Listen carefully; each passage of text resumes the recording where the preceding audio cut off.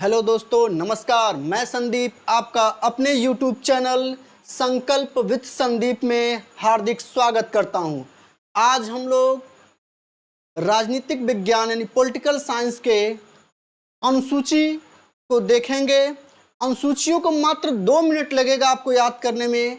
12 अनुसूची को 2 लाइन में हम लोग याद करेंगे। आइए देखते हैं। हमारा ट्रिक है कि सच में भारतीय राष्ट्रपति शपथ लेंगे राज्यसभा की। सच में भारतीय राष्ट्रपति शपथ लेंगे राज्यसभा की। सच से यहाँ अनुसूचियां हैं। भारतीय राज्य तथा संघ क्षेत्र, भारतीय राज्य तथा संघ क्षेत्र की चर्चा हमारे संविधान के किस अनुसूची में है? तो अनुसूची 1 में है। इस बात को ध्यान दीजिएगा।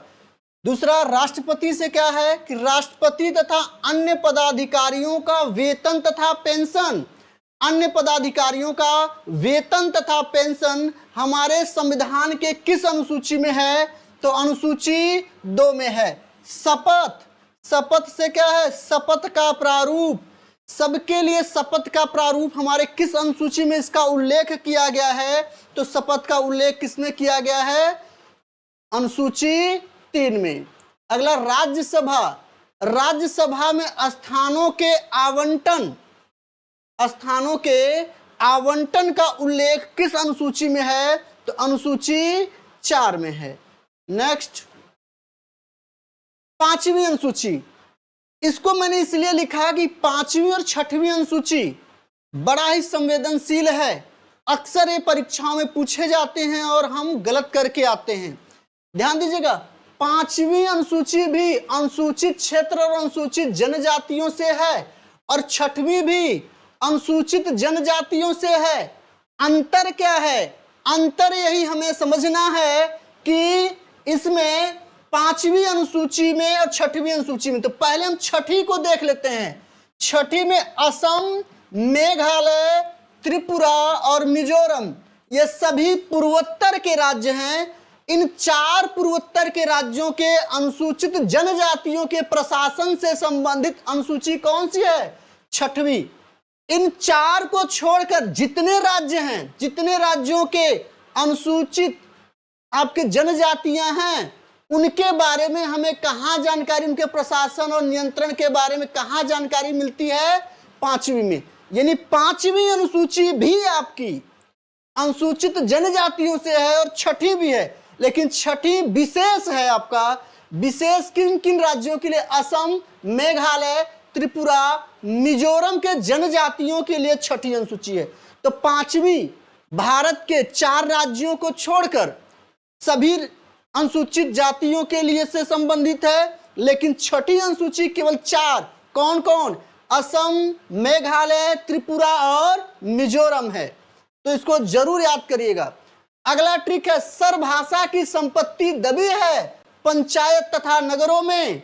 कहां दबी है? तो सर से सभी अनुसूचियां आपकी संघ सूची, समवर्ती सूची, राज्य सूची के से संबंधित विषय का वर्णन किस अनुसूची में है? 7वीं में। समस्त भाषा, 22 भाषा या और अन्य भाषाओं के बारे में जो वैधानिक नियम है, सबके बारे में समस्त भाषाओं का वर्णन किस अनुसूची में मिलता है? हमारे संविधान के 8वें अनुसूची में मिलता है। संपत्ति से क्या है? संपत्ति का अधिकार। इसे प्रथम संविधान संशोधन द्वारा जोड़ा गया था। प्रथम संविधान संशोधन कब हुआ ये जरूर बताइएगा। ये 9वीं अनुसूची में इसका उल्लेख मिलता है। संपत्ति का अधिकार से संबंधित हमें कहां उल्लेख इसका मिलता है? तो संपत्ति का अधिकार ये 9वीं अनुसूची में मिलता है। 10वीं में क्या है? दल बदल से संबंधित है। कई बार परीक्षाओं में पूछा गया कि दल बदल से संबंधित अनुसूची कौन सी है? तो 10वीं है। और 11वीं पंचायत से है, ग्राम पंचायत और नगर पालिका यानी शहरी जो क्षेत्र है, इससे संबंधित कौन सी है? 12वीं अनुसूची। तो आइए फिर से रिवीजन करते हैं, क्विक रिवीजन करते हैं। सच में भारतीय राष्ट्रपति शपथ लेंगे। पहला ट्रिक है, अनुसूचियां भारतीय राज्य तथा संघों का वर्णन उल्लेख किस अनुसूची में है? अनुसूची 1 में है। राष्ट्रपति तथा अन्य पदाधिकारियों का वेतन किस अनुसूची में है? दूसरे में है। शपथ का प्रारूप, सबके लिए शपथ का प्रारूप किसमें है? अनुसूची 3 में है। अनुसूची 4 में क्या है कि राज्यसभा में स्थानों का आवंटन से संबंधित है। 5वां 6वां में हमने देखा कि 6वीं अनुसूची विशेषकर 4 राज्यों, पूर्वोत्तर के 4 राज्यों के जनजातियों से संबंधित है। कौन कौन? असम, मेघालय, त्रिपुरा और मिजोरम। बाकी इन 4 को छोड़ के भारत के सभी राज्यों के अनुसूचित क्षेत्रों, अनुसूचित जातियों से संबंधित अनुसूची कौन सी है? तो 5वीं है, ये ध्यान दीजिएगा। अगला है आपका कि सर्वभाषा की संपत्ति दबी है पंचायत तथा नगरों में। तो संघ सूची, समवर्ती सूची, राज्य सूची, तीनों सूची के बारे में उल्लेख हमें कहाँ मिलता है? किस अनुसूची में इसका उल्लेख है? 7वीं। समस्त भाषाओं का उल्लेख किस अनुसूची में है? 8वीं। संपत्ति का अधिकार 9वीं। दल बदल से संबंधित कौन सा है? 10वीं। पंचायत का उल्लेख किस अनुसूची में है? 11वीं। और नगर पालिका से संबंधित कौन सा है? 12वीं। तो इस प्रकार से हम चाहें तो 2 मिनट में 12वीं अनुसूची को याद कर सकते हैं। परीक्षाओं में यहां से प्रश्न पूछा जाता है। हमारा वीडियो आपको पसंद आ रहा हो तो आपसे रिक्वेस्ट है कि इसको ज़्यादा से ज़्यादा शेयर करें, लाइक करें और लोगों को सब्सक्राइब करने के लिए कहें। धन्यवाद।